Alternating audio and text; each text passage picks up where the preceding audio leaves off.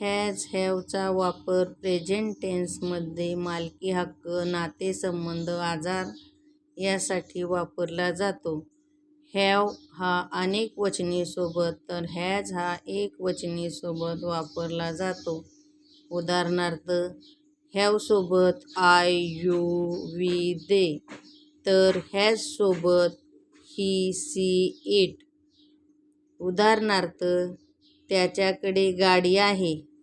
मालकी हक्क he has a car म्हणजे त्याच्याकडे गाडी आहे, त्याची स्वतःची आहे. माझे डोके दुखत आहे म्हणजे आजार आहे.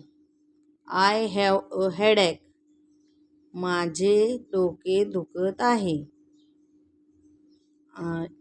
आई सोबत हॅवचा वापर होतो.